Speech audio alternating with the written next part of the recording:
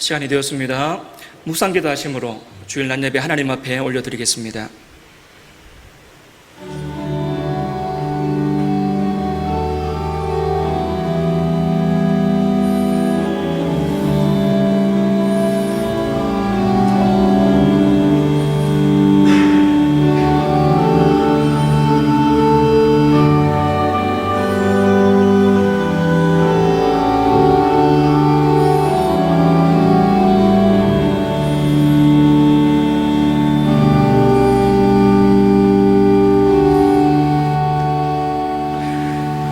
하나님 감사합니다. 하나님을 찬양하며 예배합니다. 이 시간 이곳에 임재하셔서 우리 예배를 받아 주옵소서. 감사드리며 살아계신 예수님의 이름으로 기도합니다. 아멘.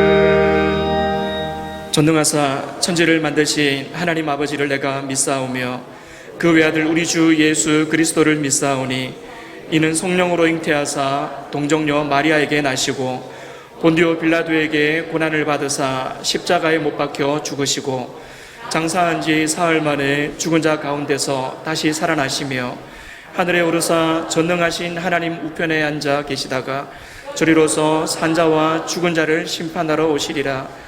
성령을 믿사오며 거룩한 공예와 성도가 서로 교통하는 것과 죄를 사하여 주시는 것과 몸이 다시 사는 것과 영원히 사는 것을 믿사옵나이다. 아멘. 교동문 38문입니다.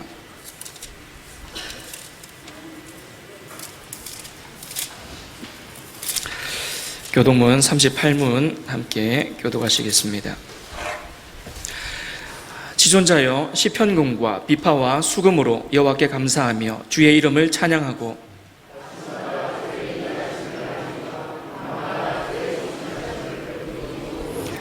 여호와여 주께서 행하신 일로 나를 기쁘게 하셨으니 의인은 종려나무같이 번성하며 레바논의 백향목같이 성장하리로다.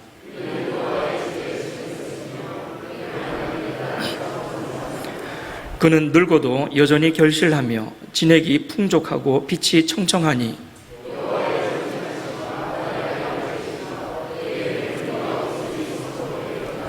아멘.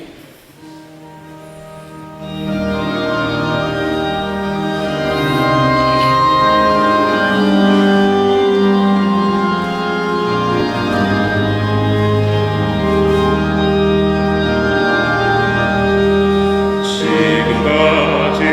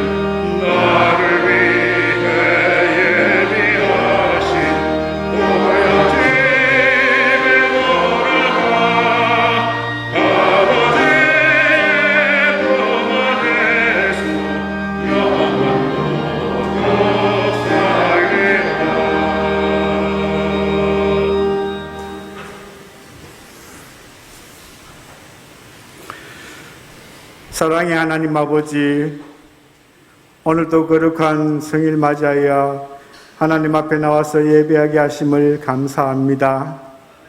하나님께서 우리에게 일주일 동안 지켜주시고 무더운 여름 가운데서도 건강하게 하셨고 또 이 자리에 나왔습니다. 하나님을 마음껏 찬양하게 하시고 우리 주님께서 우리에게 내려주시는 폭포수 같은 은혜를 우리가 받을 수 있도록 하나님 함께 하시고 우리의 마음밭을 준비하게 하여 주시옵소서. 사랑의 하나님 아버지, 우리가 일주일 동안 살아가면서 이 모양 저 모양으로 지은 죄가 생각나게 하시고 이 시간 하나님 앞에 모든 죄악들을 내어놓고 용서받는 시간 되게 하여 주시옵소서. 하나님 아버지, 전 세계적으로 코로나로 인하여 또 우리나라도 이 전염병으로 인하여 큰 고통을 받고 있습니다. 이 전염병은 하나님께서 우리에게 내리시는 채찍인 줄 알고 하나님께서 우리에게 주시는 고통인 줄 알고 하나님의 뜻을 헤아릴 수 있는 우리 믿는 자들 되게 하여 주시옵소서. 이 나라가 하나님의 공의로 다스려져야 되는 그러한 나라임에도 불구하고 일부 지도자와 국회의원들이 하나님의 뜻을 거스르는 그러한 법안을 제정하려고 하고 또 제정하고 있습니다. 주여, 이 땅을 불쌍히 여겨 주시옵소서. 하나님 아버지, 우리가 하나님 앞에 말씀에 어긋나는 죄를 범할 때에 하나님께서는 우리에게 채찍을 내릴 수밖에 없음을 압니다. 주여, 이 와중에서 우리 지도자들 정신 차리게 하시고 우리 믿는 자들이 먼저 회개하며 하나님께서 우리를 긍휼히 여겨주심을 바라는 기도를 할 수 있도록 주여 도와주시옵소서. 하나님 아버지, 간통죄가 폐지되고 하나님이 주시는 생명을 경시하는 낙태법이 폐지되어 버리고 평등법이라는 미명하에 동성애를 조장하는 이러한 창조 질서에 어긋나는 일들을 하고 있습니다. 주여, 불쌍히 여겨 주시옵소서. 아닌 것은 아니라고 말할 수 있는 우리 믿는 자들 되게 하시고 용기를 가지고 이 세상을 바로잡을 수 있도록 힘써 나아갈 수 있도록 하여 주시옵소서. 아버지 하나님, 우리가 먼저 회개합니다. 우리가 먼저 하나님께 긍휼을 구합니다. 주여, 불쌍히 여겨 주시오. 이 땅을 고쳐 주시옵소서. 우리가 빛과 소금의 역할을 잘 하지 못하여서 이러한 일들이 벌어지고 있는 것이 아닙니까? 우리가 빛과 소금의 역할을 잘 감당할 수 있도록 우리에게 힘과 용기를 주시옵소서.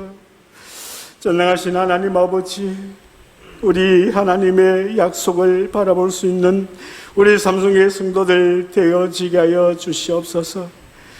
우리가 말씀 앞으로 나아가고 말씀을 읽고 순종할 때에 하나님의 약속이 이루어질 것이라고 믿습니다. 하나님의 약속은 하나님의 때에 하나님의 방법으로 성취됨을 믿습니다. 주여, 우리가 너무 조급하게도 생각하지 말게 하시며 말씀에 근거하여 계속하여 기도하고 말씀에 순종할 수 있는 그러한 우리가 될 수 있도록 하나님 아버지 함께하여 주시옵소서. 아버지, 성숙한 신앙의 분량에 이를 수 있도록 우리 모든 성도들 지키고 보호하여 주시옵소서. 사랑의 하나님, 우리 다음 세대를 위하여 하나님께서 축복하여 주시기를 원합니다. 유치부, 초등 1부, 초등 2부 다음 주까지 여름 성경학교를 진행하고 있습니다. 어릴 때부터 하나님의 말씀으로 잘 배우고 무장되게 하시고 우리 하나님을 사무엘처럼 만날 수 있는 귀한 우리 자녀들 될 수 있도록 하나님 함께하여 주옵소서. 우리 중고등부 학생들 오늘까지 수련회를 감당하고 있습니다. 이 수련회를 통하여 하나님께서 주시는 말씀과 또 하나님께 주시는 비전을 느끼며 그 비전을 바라볼 수 있는 우리 중고등부 학생들 되게 하여 주옵소서. 세상에 유혹이 많습니다. 하나님, 그 유혹에 빠지지 않게 하시고 믿는 자로서의 삶을 살아갈 수 있도록 도와주시옵소서. 다윗 공동체와 요소 공동체 수련을 무사히 마치게 하셨습니다. 하나님 바라보며 주님 주신 사명 가지고 이 땅에서 힘차게 승리하는 삶을 살 수 있는 우리 청년들 되게 도와주시옵소서. 하나님, 오늘 하재수 목사님 보내셔서 하나님의 귀한 말씀을 전가합니다.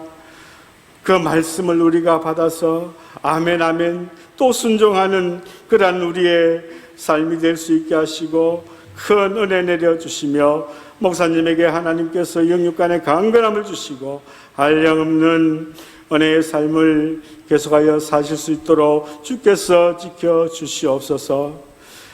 오늘 할렐루야 찬양대에서 하나님께 찬양 드릴 때에 주님 홀로 영광 받으시고 우리 모든 성도들에게 큰 은혜의 시간 되어질 수 있도록 도와주시옵소서. 이 예배 시간 막이 1절 틈타지 못하게 하시고 하나님의 귀한 말씀이 풍성하게 증거되는 시간 되게 하여 주시옵소서. 예수님 이름으로 기도하옵나이다. 아멘.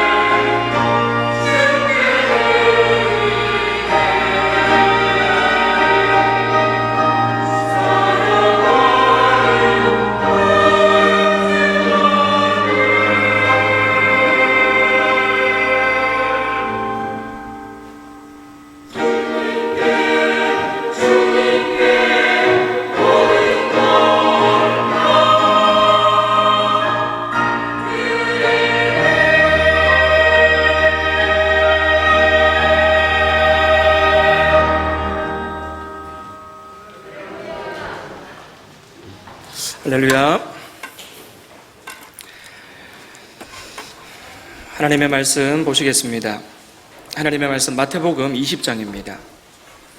신약성경 마태복음 20장 29절에서 34절 말씀입니다. 신약성경 마태복음 20장 29절에서 34절 말씀,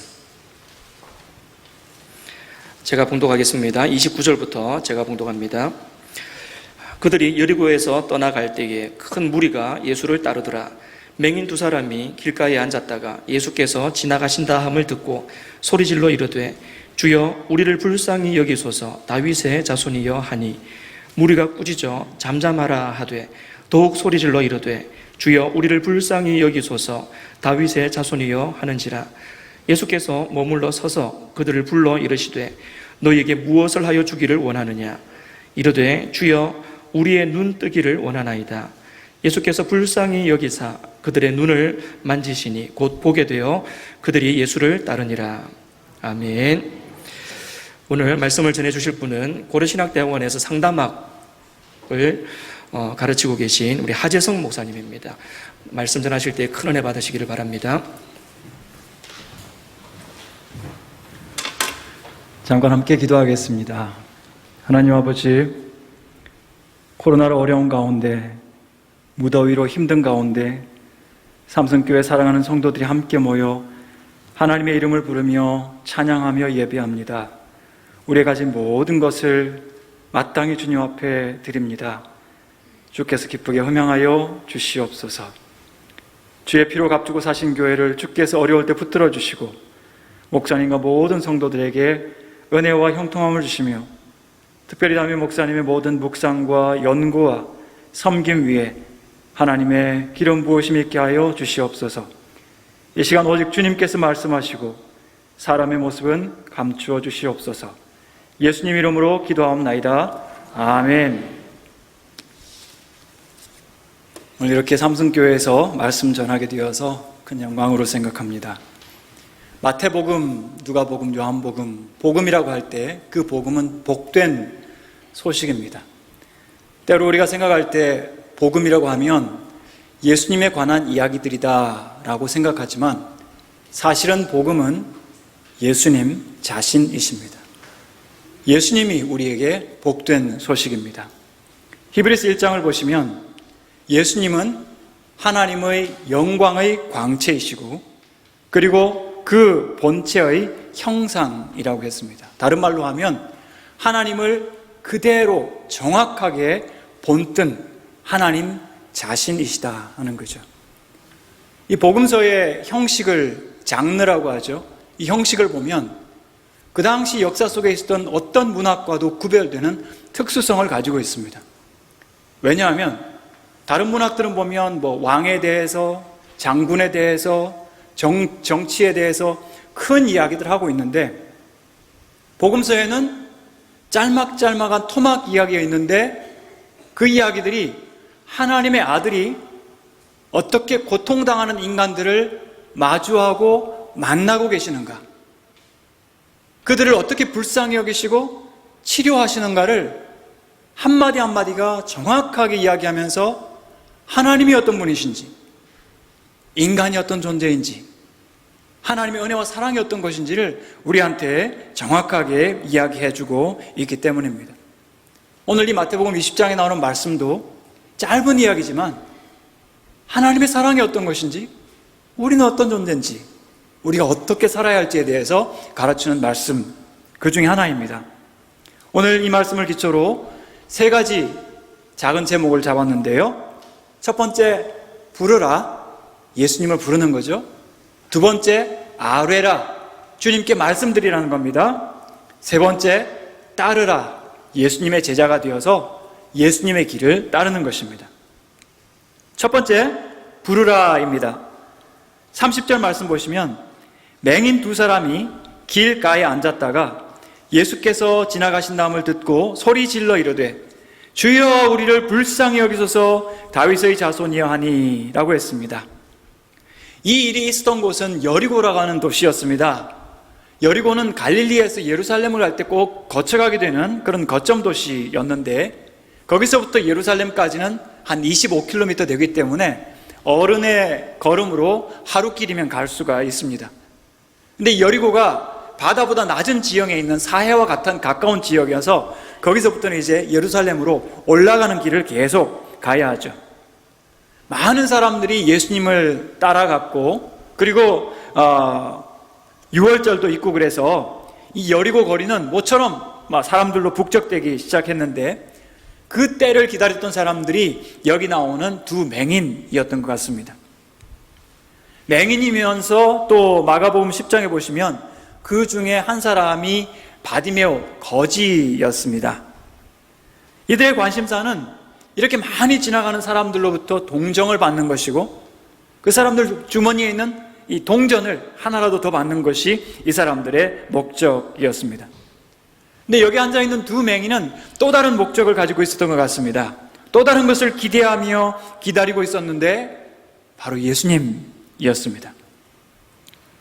이 사람들이 예수님을 기다리고 있었다는 사실은, 또 미리 준비하고 있었다는 사실은 그 다음 말씀을 통해서 알 수 있는데, 예수님을 부를 때 두 사람이 같이 외칩니다.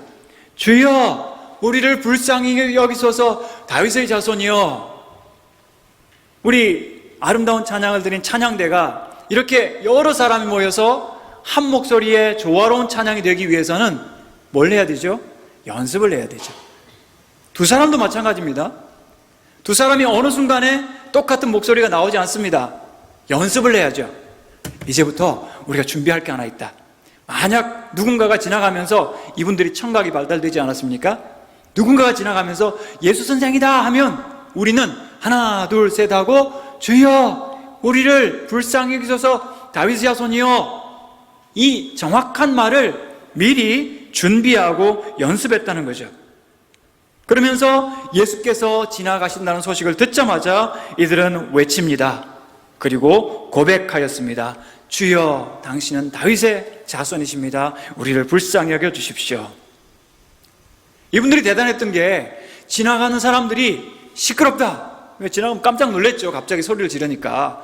좀 시끄럽다고, 좀 지나가도록 좀 조용히 있으라고 하면서 이렇게 잠잠하라고 했을 때 31절 보니까 더욱 소리 질러 이르되 주여 우리를 불쌍히 여기소서 다윗의 자손이여 하면서 더 큰 소리로 예수님을 부르는 것을 볼 수가 있습니다.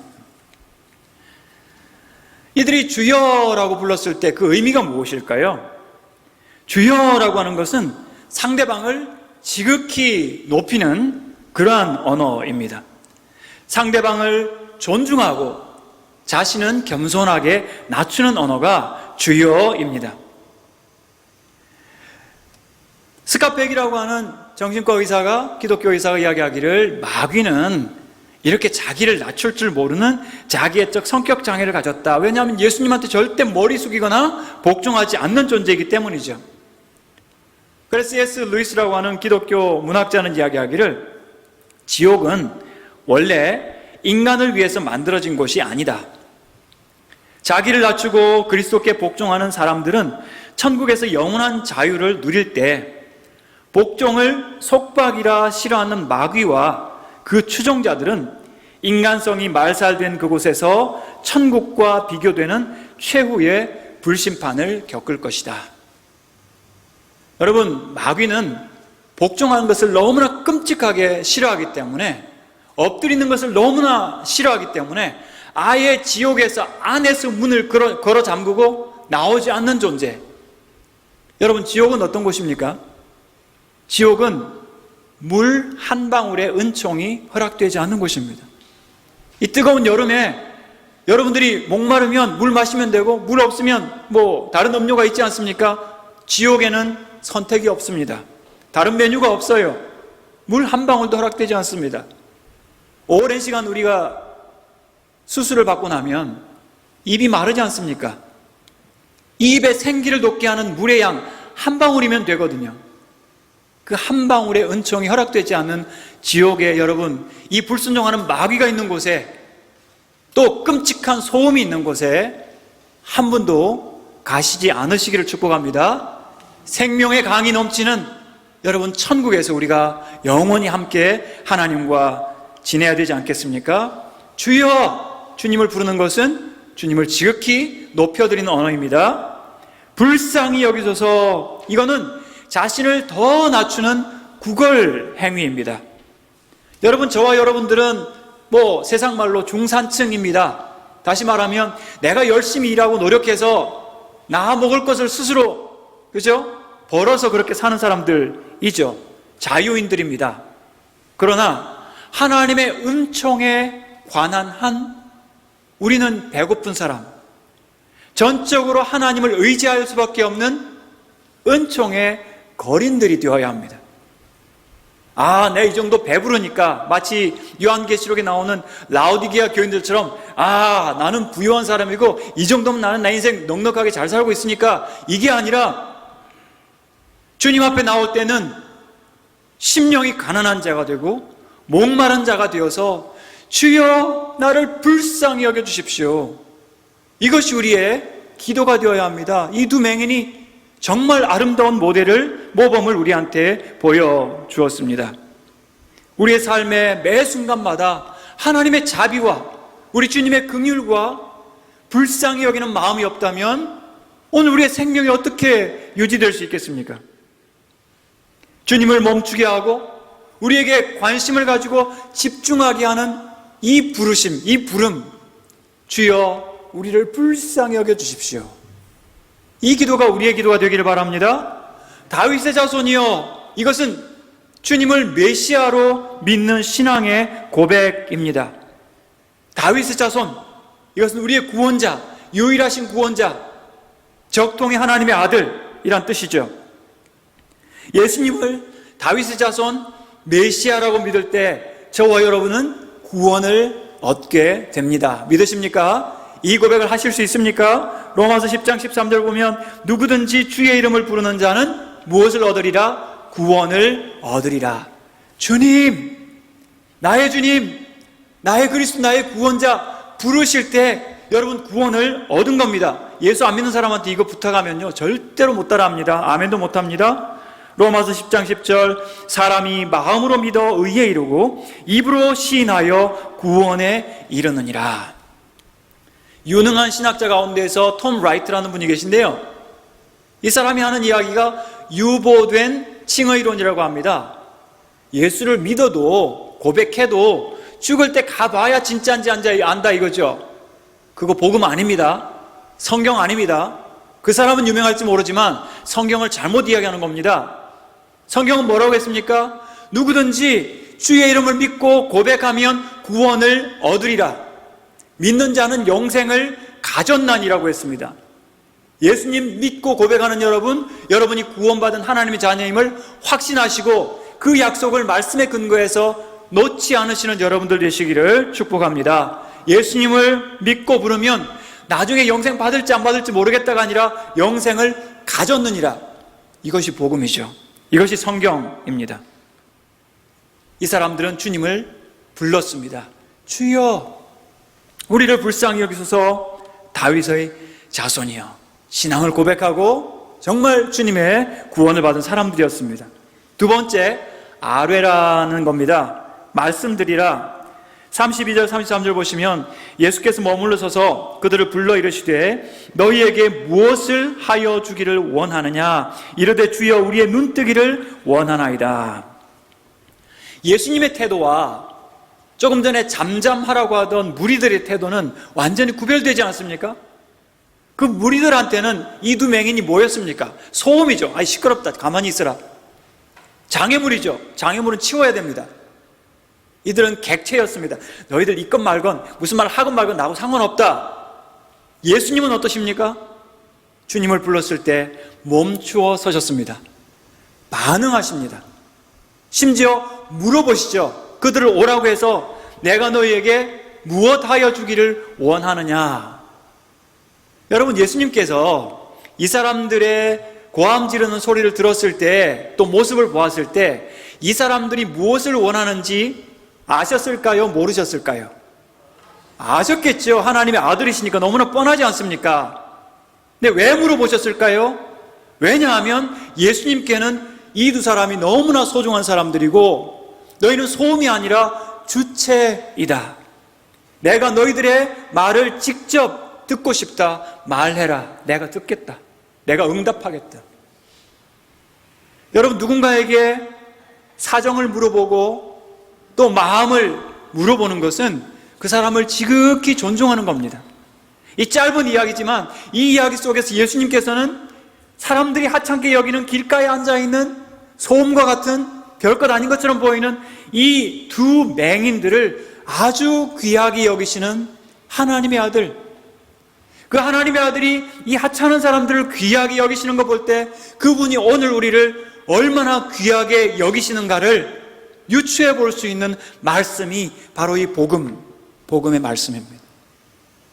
하나님은, 예수님은 여러분 한 분 한 분의 이야기에 관심이 있으십니다. 물어보십니다. 내가 너에게 무엇하여 주기를 원하느냐? 우리가 할 일은 입을 열어서 우리 사정을 이야기하면 되는 거죠. 말씀드리면 되는 거죠. 왜냐하면 주님은 우리를 주체로 보시니까. 세상 사람들은 우리의 이야기를 하찮게 여기고 많은 사람들은 우리가 별거 아니라고 생각할지 모르지만 주님께는 저와 여러분이 주체이고 존중의 대상이고 이야기 듣고 싶어하는, 교제하고 싶어하는 너무나 소중한 그러한 대상들이기 때문이죠. 그런 의미에서 오늘 우리가 주님 앞에 기도하는 기도는 우리를 주체되게 하는, 하나님이 궁금해하시는, 하나님이 듣고 싶어하는 이야기들입니다. 어렵고 힘들 때 더욱 주님 앞에 나아가서 나의 사정을 소상히 아려는 여러분들 되시기 바랍니다. 주님은 여러분 듣고 싶어 하셔요. 여러분이 원하는 소원을 물으십니다. 내가 너를 위해 뭐 해줄까? 주여 우리의 눈뜨기를 원하나이다. 여러분, 이런 이야기를 누구한테 할 수 있겠습니까? 누구한테 그 이야기를 하면 그 요구가 응답되겠습니까? 하나님의 아들 예수님이시기 때문에 이들은 주님 앞에서 담대하게 주여 우리의 눈뜨기를 원합니다. 멈추어 서셔서 그들이 말하기를 기다리시며 물어보시고 그들이 요구할 때 주님께서는 그들에게 응답하여 주셨습니다. 주님께서는 지금도 우리에게 물어보십니다. 멈추어 서셔서 내가 너에게 뭐 해줄까? 담대하게 아뢰시고 기도하시는 우리 삼성교회 모든 성도들 되시기를 축복합니다. 세 번째, 따르라입니다. 34절, 예수께서 불쌍히 여기사 그들의 눈을 만지시니 곧 보게 되어 그들이 예수를 따르니라. 예수께서 불쌍히 여기사 눈을 만지시니 그들이 보게 되었습니다. 앞을 보지 못하던 사람들이 눈을 열어 보게 되었어요. 역사상에 이런 일은 없었습니다. 예수님밖에 없었습니다. 그들을 직접 만지시고, 이상하지 않았겠습니까? 눈알이 없는 눈을 만지셔서 그들의 눈을 보게 하셨던 거죠. 근데 예수님 여기서 두 가지로 응답을 하십니다. 예수께서 먼저 보시면 예수께서 불쌍히 여기사라고 있죠. 불쌍히 여기사. 이게 왜 응답입니까? 처음에 예수님께서 그죠? 이들의 요구를 들었을 때 이들이 뭐라고 했습니까? 주여 우리를 불쌍히 여기소서, 이렇게 하지 않았습니까? 그러니까 진짜로 예수님께서 불쌍히 여기는 마음을 그 속에 가지셨다는 거죠. 여러분, 마귀와 주님의 결정적인 차이가 여기 있습니다. 마귀도 가끔은 애굽의 마술사들처럼 마술을 행하기도 합니다. 깜짝 놀랄 기적을 행할 수도 있습니다. 놀라지 마십시오. 그러나 마귀에게는 사랑과 긍휼이 없습니다. 예수님께서 우리를 보실 때는 우리를 불쌍히 여기시는 예수님의 심장이 뛰고 있는 거예요. 여러분, 복음서의 많은 부분들 보시면 예수님께서 기적을 행하시기 전에 먼저 이 심장이 뛰는 것을 볼 수가 있습니다. 예수께서 불쌍히 여기사, 누가복음 7장에 보시면은 나인성 과부가 하나밖에 없는 아들 잃어버렸을 때, 죽었을 때, 남편이 먼저 아마 일찍 세상 떠난 것 같아요. 아이가 하나밖에 없는 거 보면. 근데 그 남편 죽었을 때는 이 꼬맹이 안고 울었겠죠. 아들 죽고 나니까, 장성한 아들 죽고 나니까 끌어안고 울 사람이 없어서 장례식 할 때까지 계속 눈물이 흐르고 있는데 예수님께서 불쌍히 여기사, 영어로 보니까요, 예수님의 심장이 그 여성에게 나갔다고 했어요. 심장 가출한 거죠. 그만큼 예수님께서 그를 불쌍히 여기셔서 멈추어 세우시고 청년아 내가 네게 말하노니 일어나라. 예수님 마술사가 아닙니다.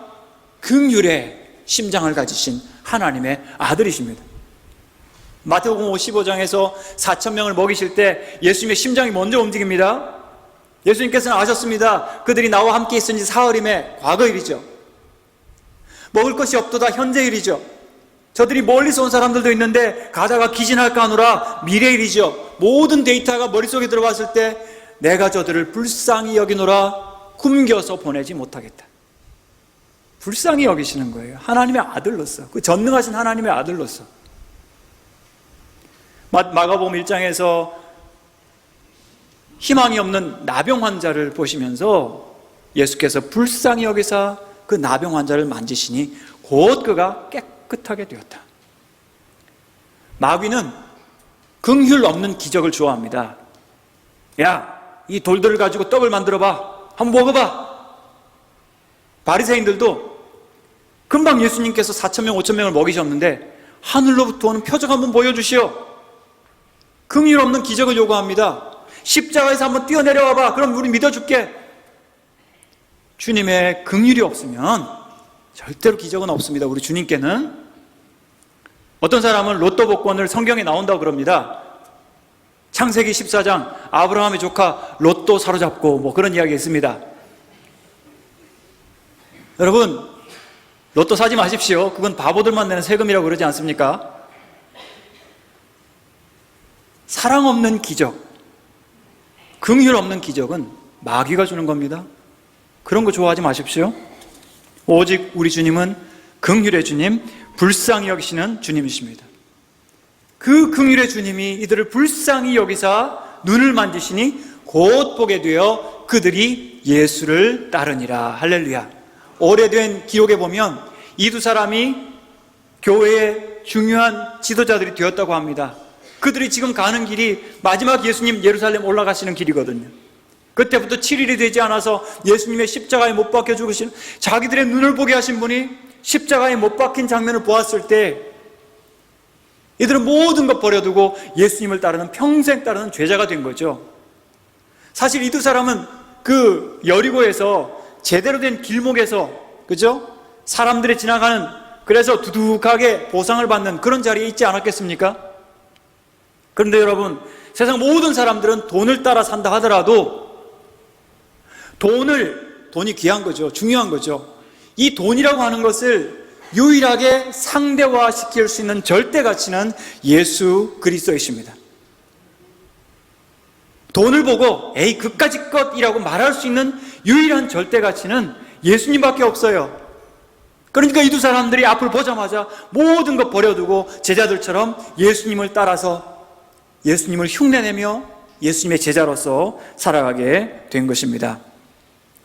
그래서 우리 역시 주님을 위하여 모든 것 버려두고, 여러분 이 세상에서 우리가 잠깐 누리고 필요한 것들을 얻지만 이것이 전부가 아니라 우리는 이 땅을 떠나서 영원한 본향에서 우리를 사랑하시는 삼위 하나님과 함께 영생할 하나님의 자녀라는 것을 우리가 한시도 잊지 않았으면 좋겠습니다. 이 말씀의 기초에서 제가 상담학자로서, 목사로서 우울증에 대한 적용을 잠깐 해볼까 합니다. 우울증이라고 하는 것은 지금 현재 WHO가 지정하는 2020년에 인류가 직면하는 최대의 난적 위협이라고 할 수 있습니다. 우리가 지금 코로나 때문에 많은 불편을 감수하면서 어려움을 겪지 않습니까? 지난 1년 반 동안 확진자가 19만 명, 우리나라에 사망자가 2,000명입니다. 일수로 따져서 나누어 보니까 하루에 약 한 4명 정도 이 코로나 때문에 세상을 떠나고 있습니다. 우울증은 어떻습니까? 2017년 기준으로, 4년 전의 기준으로 1년간 사망자가, 자살로 인한 우울증으로 인한 사망자가 12,460명이었습니다. 하루 평균 34명이 대한민국에서 우울증 때문에 자살을 합니다. 2019년이 되니까 우울증 환자가 70만 명, 전국적으로 2년 전입니다. 하루 사망자가 37명입니다. 어디서 그렇게 많은 사람들이 죽는지 우리가 알 수가 없습니다. 현재 지난 9년간 청소년 사망률 1위가 자살인데 많은 경우 이 우울증 때문이라고 할 수 있겠습니다. 참 우울증이 무서운 병이죠. 눈에 보이진 않는데 고립과 공포와 슬픔과 눈물, 우울증이 있으면 자꾸 눈물이 나거든요. 그 다음에 감각이 도취되는 거죠. 감각이 거꾸로 되어서 사실은 코로나 있을 때 우리가 조심하고 살아야지 하고 생각을 하는데 우울증이 걸리면 죽고 싶다. 내가 싫다. 내가 이 세상에서 숨 쉬는 게 너무 싫다. 이것이 우울증의 아주 무서운 증상이라고 할 수 있습니다. 상담을 해보니까 우리 그리스도인들도 많이 우울한 것을 볼 수가 있습니다. 우울증이라고 할 때 그 증상을 세계적인 기준으로 약 9가지, 8가지, 9가지를 이야기하는데 이거는 이제 우울감하고는 조금 다릅니다. 우리가 코로나가 있으니까 코로나 블루가 있다, 좀 우울하다. 이거는 그냥 우울한 기분이고요. 우울증이라고 우리가 진단을 할 때는 2주간 이상 아무것도 하지 못하고 그냥 다 싫고 다 귀찮고 모든 삶에 의욕이 없는 것을 우울증이라고 전문가들이 진단을 합니다. 그래서 우울한 기분과 짜증이 계속 있는 것. 우리 남자들이 우울할 때는 아이고 우울해, 힘 빠지는 게 아니라 막 짜증을 내는 경우들이 많이 있습니다. 즐거움이나 관심이 감소, 밥도 먹기 싫고 좋은 일도 싫고 좋은 사람도 싫고 다 싫고 귀찮은 거예요. 체중이 막 감소하거나 늘어나거나 잠을 제대로 못 자거나 너무 많이 자거나 활동 능력이 떨어지고 피로하고 기운 상실, 죄책감, 무가치감 이런 것들이 있고 집중력이 떨어지고 결단력이 상실되고 자살 계획이 있습니다. 만약 우리 이웃들 가운데 구체적으로 자살 계획을 가지고 나 죽을 곳 알아봤다, 나 뛰어내릴 곳 알아봤다, 아니면 물에 빠질 곳 알아봤다, 그런 사람이 있으면 여러분 상담의 비밀도, 그때는 상담의 비밀도 필요 없습니다. 무조건 가서 우리가 돌보고 사랑해 주어야 합니다. 제가 2014년도에 우울증에 대한 책을 쓰면서 중요하게 했던 질문 하나가 예수 믿는 사람 우울해질 수 있을까요? 없을까요? 하는 질문이었습니다. 여러분 어떻게 생각하십니까? 예수 믿는 사람 우울해질 수 있습니까? 없습니까? 우울해질 수 있습니다. 믿음 있는 목사님도 장로님도 권사님도 우울해질 수 있어요. 어떤 사람은 믿음 없으면 우울해지지 않아 뭐 이렇게 이야기하는데요, 여러분 예수 믿는 사람 길 가다가 넘어져서 무릎이 까지면 피 안 나죠? 예수 믿으니까 피 나죠, 그죠? 피 납니다. 똑같이 아파요. 우울증은 마음의 출혈 같은 거예요. 살다가 관계에서 언어 때문에 상처받아서 아픈 것이 우울증이거든요.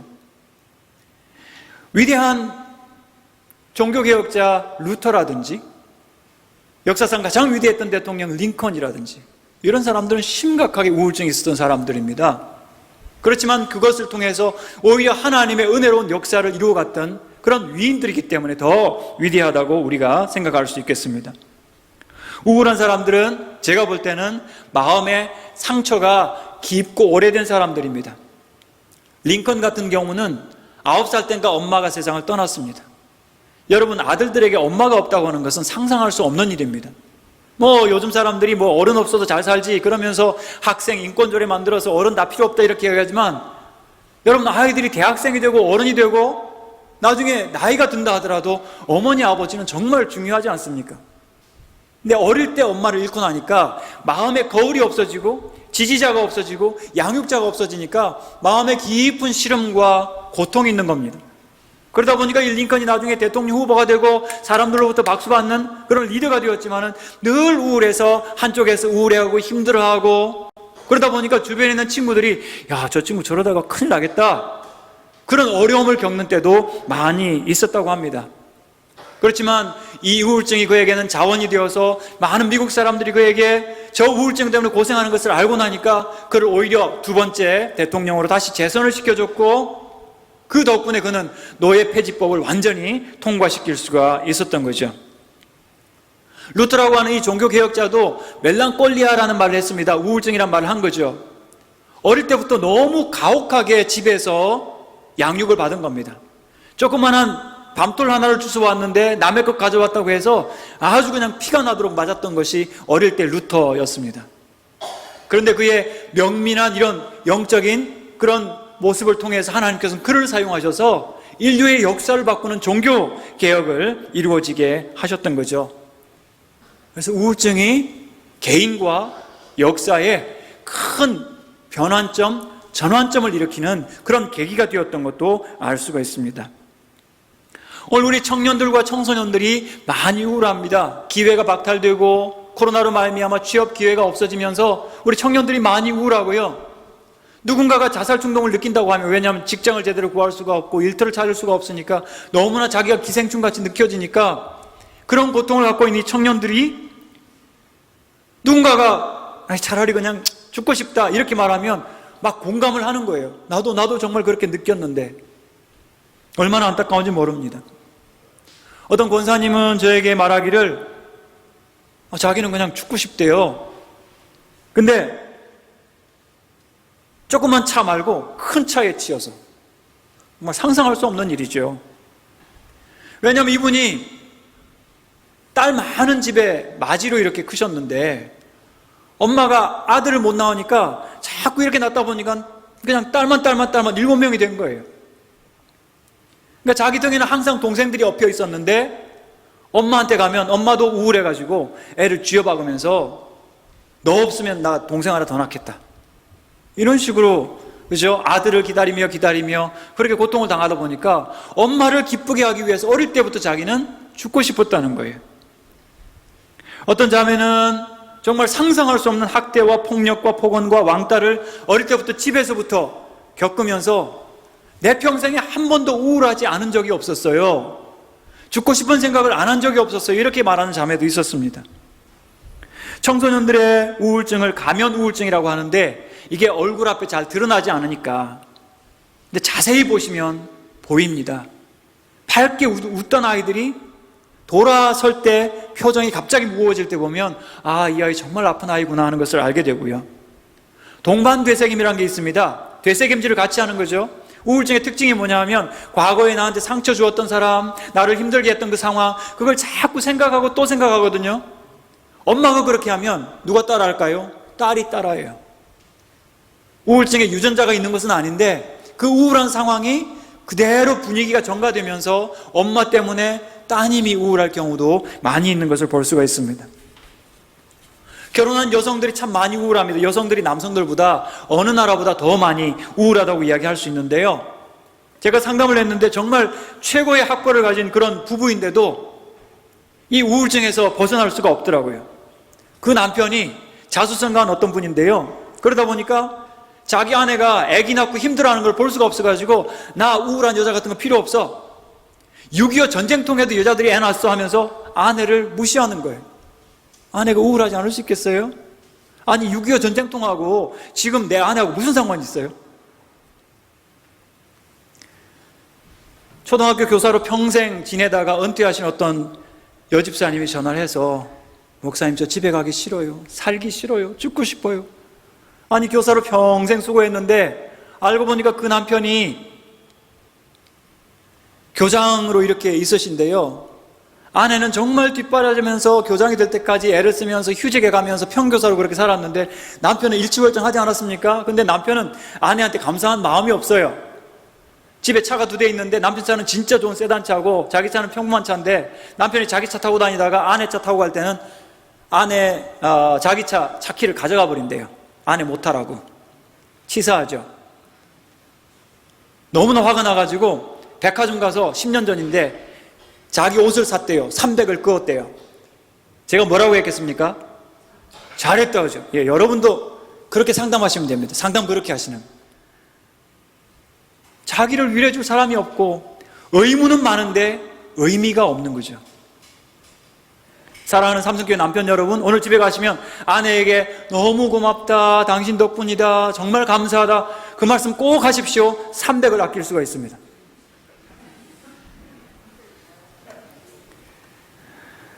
남성들도 마찬가지입니다. 남성 우울증이 어떤 면에서 더 위험한데요. 특별히 남성들은 이 가장으로서 경제적인 의무에 대한 압박감이 굉장히 큰데 경제가 갑자기 나빠진다거나 아니면 자기의 명예가 갑자기 손상되었을 때 짜증내다가 사라져버립니다.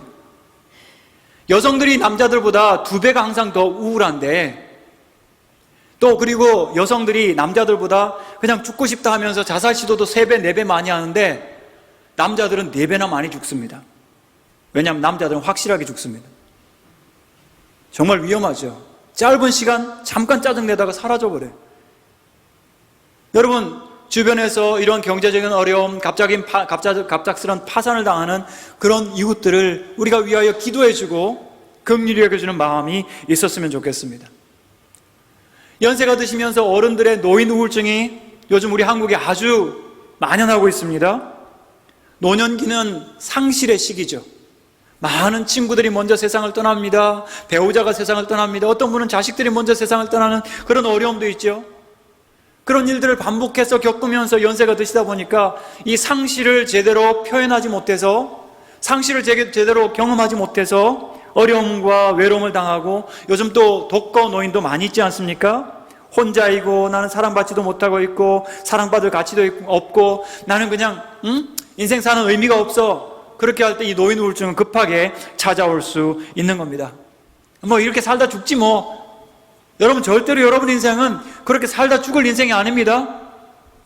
주님 부르시는 그날까지 의미 있게 기도하면서 정말 주님이 주신 사명을 우리 죽는 그날까지 완수하다 죽을 거예요. 목사만 소명이 있는 것이 아니라 여기 앉아 계신 우리 어머님, 아버님, 우리 모든 연세 드신 어르신들까지 하루하루의 주님의 부르심과 사명이 있다는 거 기억하시기 바랍니다. 하실 일이 있어요. 자녀들 위하여 축복하시고 기도하시고 여러분이 밟는 땅이 하나님의 축복의 땅이 되는 그런 부르심과 사명이 있는 거예요. 이유가 있어서 하나님께서 우리에게 생명을 주셨는데 그것을 우리가 함부로 생각하고 아이 나는 뭐 이러다 살다 죽을, 절대 그런 말은 여러분 하셔서는 안 되겠죠. 가장 귀한 어른들이 교회에 나오시는 분들이세요. 그래서 교회에 정기적으로 출석하시는 어르신들은 몸이 아픈 것 말고는 그다지 불평 없이 하루하루 의미 있게 교회 가면 친구가 있고 하나님 말씀이 있고 은혜가 있으니까요.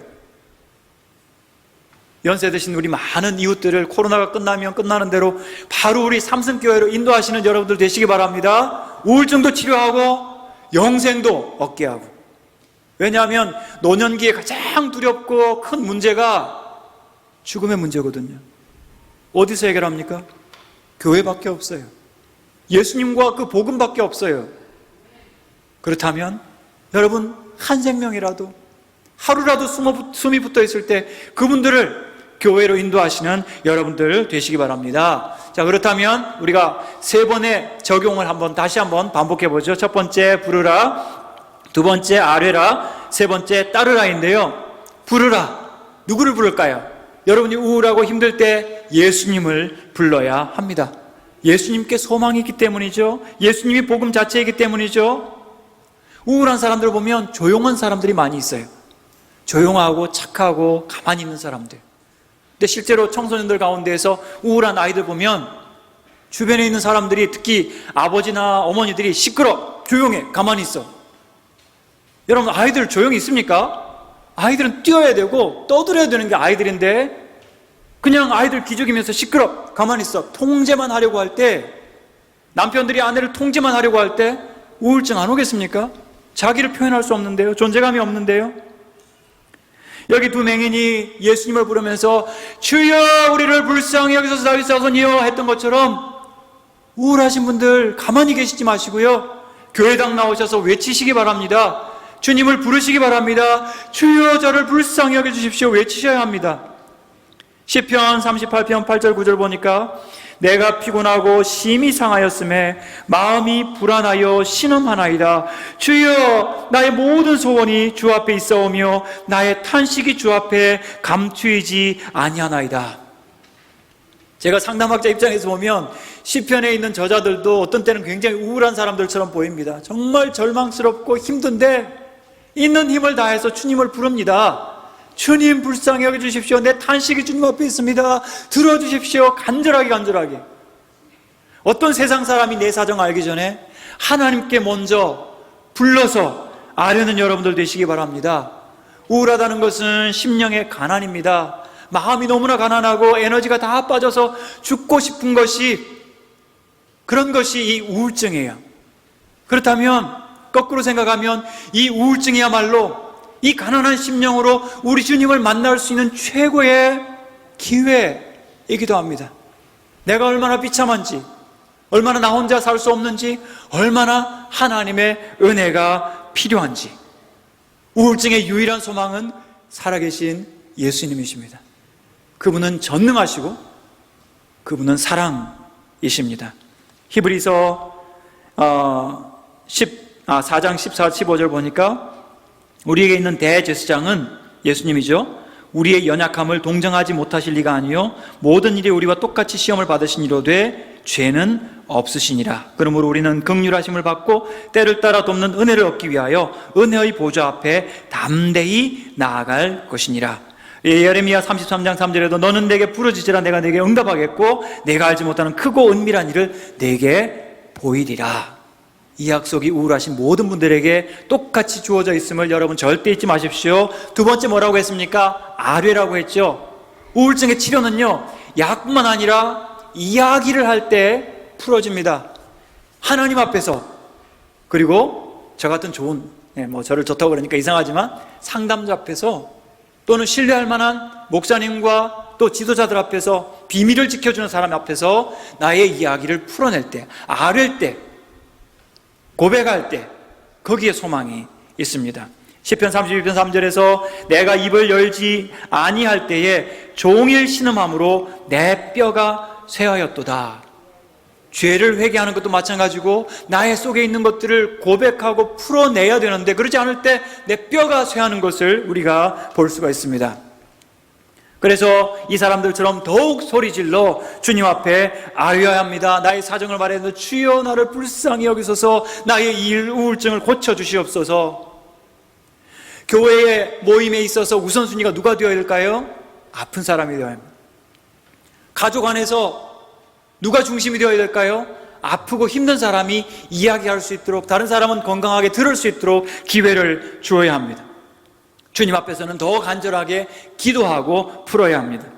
그러면서 하나님의 음성을 들어야 합니다. 때로 우울함이 올 때, 우울함이 여러분을 지배할 때, 감정이 여러분을 온전히 통제하려고 할 때 여러분 시편 말씀을 놓지 마십시오. 말씀 놓지 마십시오. 주님의 소망을 놓지 마십시오. 약속을 놓지 마십시오. 스바냐 3장 16절 17절 그날의 사람이 예루살렘에 이르기를 두려워하지 말라. 시온아 내 손을 늘어뜨리지 말라. 우울하면요 이걸 들 힘도 없습니다. 힘이 마디마디 다 빠져버리기 때문에. 근데 주님께서는 그 마디마디에 새롭게 힘을 주시는 분이십니다. 그 약속을 하셨습니다. 내 손을 늘어뜨리지 마라. 너희 하나님 여호와가 너희 가운데 계시니 그는 구원을 베푸실 전능자이시라. 그가 너로 말미암아 기쁨을 이기지 못하여 하시며 너를 잠잠히 사랑하시며 너로 말미암아 즐거이 부르며 기뻐하시리라. 여러분 한 분 한 분을 보시면서 주님이 기뻐서 어쩔 줄 모르시는 거예요. 잠잠히 사랑하시는 거예요. 그런 주님 앞에 나올 때 우리의 소망이 있습니다. 우울증으로부터 벗어날 수 있는, 이길 수 있는 소망이 있어요. 그리고 우울증이 심각할 때 여러분 신뢰할 만한, 비밀을 지켜줄 수 있는, 기도만 해줄 수 있는 그런 분에게 여러분 마음을 잘 열어놓으시면 우리가 서로 돌보아 줄 수가 있고요. 우울한 예수님을 모르는 이웃들을 여러분이 치료해 줄 수 있어요. 저 같은 상담자만 아니라 여러분들도 믿음을 가지고, 여러분 시간을 가지고, 인내를 가지고 그분들의 이야기를 들어주고 비밀을 잘 지켜주고 기도만 열심히 해주신다면 여러분도 치료자가 될 수가 있습니다. 마지막 세 번째, 따르라입니다. 이것은 우울하신 분들, 건강하신 분들 모두에게 주시는 음성입니다. 34절 예수께서 불쌍히 여기서 그들의 눈을 만지시니 곧 보게 되어 그들이 예수를 따르니라. 우리가 예수 따라가는 제자라면 어떻게 살아야겠습니까? 나만을 위해서 사는 게 아니죠. 연약하고 가난한 이웃들 위해서 사는 겁니다. 세상은 연약하고 가난하면 업신여깁니다.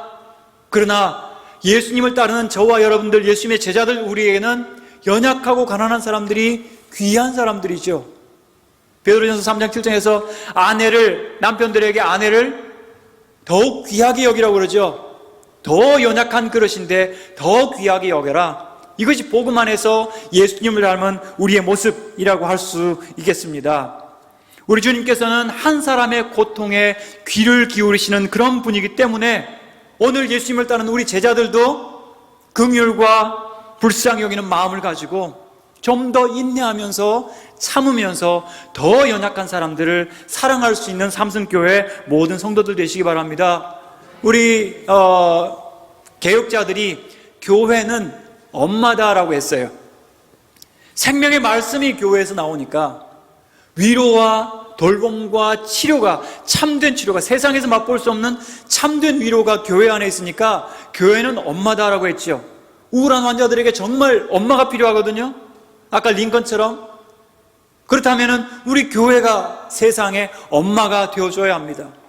인내하면서 사랑으로 양육하고 공급하고 돌보는 그러한 엄마 같은 삼성교회 꼭 되었으면 좋겠습니다. 성경에서 가장 우울했던 사람 중에 한 사람이 저는 엘리야라고 생각하는데, 열왕기상 19장에서 엘리야 선지자가 갈멜산에서 큰 승리를 거두고 나서 그 광야에 혼자 들어가서 이제 충분하오니 내 생명을 거두어 주시옵소서, 나는 내 조상들보다 낫지 못합니다. 깊은 열등감과 외로움을 호소하고 있습니다. 죽고 싶다고 이야기합니다. 그때 하나님께서 뭐라고 했습니까? 꾸중했습니까? 이 시원찮은 선지자야 하면서 혼내셨어요? 아니에요. 하나님께서 지쳐 쓰러진 그 선지자에게 천사를 보내셔가지고 그를 어루만지면서 터치하면서 이러시기를 뭐라고 했습니까? 일어나서 먹으라. 일어나서 보니까 구운 떡과 숯불에 구운 떡과 물병이 한 병 있는 거예요. 벌컥벌컥 마시고 와구와구 먹고 또 잤습니다. 우울증 환자한테 정말 하나님께서 따뜻하게 해주시죠. 천사가 또 왔습니다. 또 어루만지면서 일어나서 먹으라. 내가 길을 이기지 못할까 하노라. 저는 그 천사가 예수님 같아요. 예수님께서 5,000명 4,000명 먹이시면서 저들이 길을 이기지 못할까 하노라. 그 긍휼과 사랑의 주님, 그것이 바로 우울증을 치료하는 우리 예수님의 모델입니다. 주님의 제자 되신 여러분들, 그와 같은 예수님을 닮으시는 여러분들 되시기 바랍니다. 우울증 걸린 사람들, 여러분 함부로 우리가 판단해서는 안 되겠습니다. 다그쳐서 안 됩니다. 그 말에 굉장히 예민하거든요. 에이, 믿음 없어서 저런 거야. 아직도 회개하지 않은 죄가 있어서 그래. 그런 말 여러분 뒷담화라도 절대 하지 마시고 마음에 상처 주지 마시고. 왜냐하면 이분들 너무나 두려워해요. 너무나 무서워요. 사람들의 시선이 두려워요. 교회 나오는 것도 힘들어요. 에이, 그까짓 게 뭐가 힘들어. 아니, 정말 죽을 만큼 힘듭니다. 불쌍히 여겨주시고 예수님 닮아서 긍휼히 여기시는 여러분들 되시기 바랍니다. 말씀 맺겠습니다. 유명한 청교도 설교자 조나단 에드워드라는 사람이 있었습니다. 그가 18세, 18살 때 첫 설교를 했는데요, 설교 말씀이 너무 은혜롭습니다. 로마서 8장 28절 말씀을 가지고 설교를 했다고 하는데, 우리가 알거니와 하나님을 사랑하는 자 곧 그 뜻대로 부르심을 입은 자들에게는 모든 것이 합력하여 선을 이루느니라. 이렇게 했는데요, 1. 우리 그리스도인들에게는 모든 나쁜 것들이 반드시 좋은 것으로 변한다. 믿으십니까? 두 번째, 그 좋은 것들은 절대 뺏기지 않는다. 세 번째, 가장 좋은 것들은 아직 오지 않았다. 할렐루야. 이것이 바로 우울한 사람들에게 주시는 하나님의 메시지라고 생각합니다. 지금 안 좋은 것들이 우울증 때문에 반드시 좋은 것으로 변할 것이고, 그 좋은 것은 빼앗기지 않을 것이고, 가장 좋고 영광스러운 것은 아직 우리 앞에 기다리고 있습니다. 이 소망 가운데 여러분, 그 우울증을 잘 이겨내시기를 바라고, 사랑하는 성도 여러분, 복음과 참된 소망 되신 예수님 안에서 주님의 이름을 부르고 주님께 아뢰고 주님을 따르시는 참된 제자들 되시기를 예수 그리스도의 이름으로 축복합니다. 함께 기도하겠습니다. 하나님 아버지, 이 땅이 너무나 우울하고 고통당하며 신음하는 영혼들이 우리 주변에도 너무 많이 있습니다. 주님의 심장 가지고 이들을 사랑하며 섬기게 하시고, 어떤 이유로든 마음이 상처받고 우울한 성도들, 주님을 부르고 주님께 아뢰고 주님을 따르는 제자들 되게 하여 주옵소서. 우울한 감정에 매여 있지 말고 지배받지 말고 주님을 주님으로 모시는 복된 삶의 변화가 있게 하시고, 우리 사랑하는 삼성교회 주님을 따르는 모든 제자들로 말미암아 우리 대구가 변하는 놀라운 역사가 있게 하여 주시옵소서. 예수 그리스도의 이름으로 기도하옵나이다. 아멘.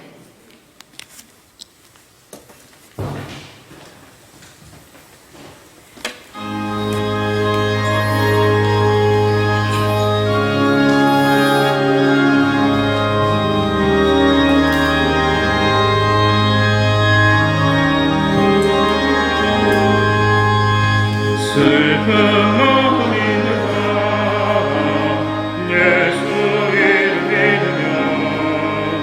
믿으며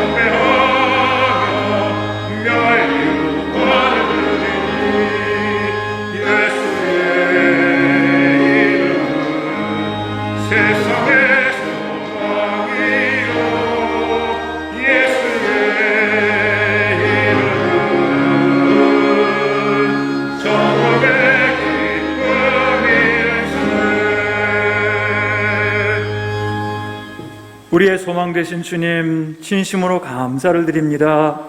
이 땅에 오셔서 하나님의 아들로서 우리 위하여 생명까지 주시고 우리를 사랑으로 구원하여 주신 것을 감사드립니다. 그것뿐 아니라 우리 이 땅에 살면서 필요한 모든 것들을 이렇게 풍성하게 공급하여 주심을 감사드립니다. 긍휼과 자비로 함께 하셔서 코로나로 어려워진 우리 성도들의 사업을 다시 일으켜 주시옵시고 우리 청년들에게 소망을 주시며 주님, 우리 노년들에게 주님 건강을 허락하여 주시옵소서. 우리 삼성교회에 속한 모든 권속들의 모든 사업과 계획과 그 마음의 소원들에 하나님의 성령의 기름 부으심이 있을 수 있도록 주여 충만한 은혜를 내려 주시옵소서. 그로 말미암아 이 지역사회를 더욱 잘 섬기며 우울하고 힘든 이웃들에게 예수 그리스도의 심장을 가지고 나아가는 복된 성도들 되도록 은혜 베풀어 주시옵소서. 우리 구주 예수 그리스도의 은혜와 하나님 아버지의 놀라우신 사랑과 성령의 충만하신 은혜가 예수 그리스도의 긍휼의 심장 가지고 온 세상을 사랑하며 섬기기로 다짐하는 사랑하는 모든 성도들 위해, 또한 마음이 우울한 모든 이웃들 위해, 가족들 위해 이제부터 영원히 함께 계실지어다. 아멘.